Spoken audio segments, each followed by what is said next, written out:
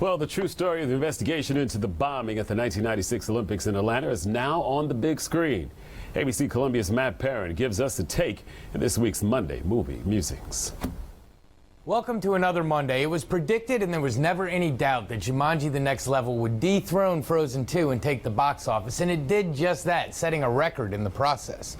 The other two new wide releases did exactly the opposite, falling well below expectations while still managing to take fourth and fifth at the box office. Strangely enough, I've never seen Jumanji: Welcome to the Jungle, so taking in the sequel was not really an option. Plus, we're at that time of year where I have to keep my options open for possible Oscar nominees, so I jumped on the newest Clint Eastwood directed film, and here's my take on Richard Jewell. Our film begins with the titular character, Richard Jewell, portrayed by Paul Walter Hauser. He has had several failed jobs in law enforcement, but lands a gig as a security guard at the 1996 Summer Olympics in Atlanta, Georgia. At one of the celebrations at Centennial Park, Richard notices a backpack sitting by itself. Although law enforcement just wants to take it to Lost and Found, Richard insists on having it checked out, and the bomb guys discover it's a set of large pipe bombs. Richard then assists in trying to clear the area, and the bomb detonates, killing 2 and injuring over 100. In the days that followed, Richard is labeled as a hero for having found the bomb and saving countless lives by helping move people out of harm's way. He and his mother are finally proud of something he did, but it's short-lived. A newspaper reporter, Kathy Scruggs, portrayed by Olivia Wilde, uses questionable techniques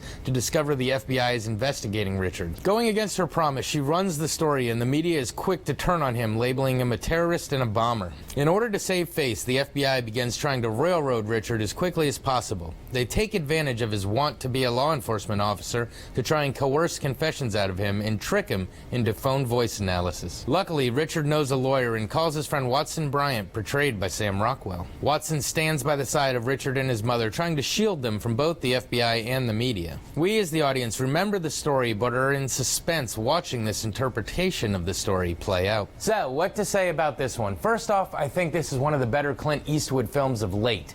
The acting is superb, and watching Paul Walter Hauser is like looking at Richard Jewell all over again.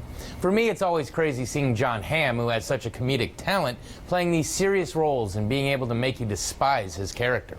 Olivia Wilde does a great job playing late reporter Kathy Scruggs, and as controversial as the role has turned out to be, you can't deny she conveys all of the emotions of her character.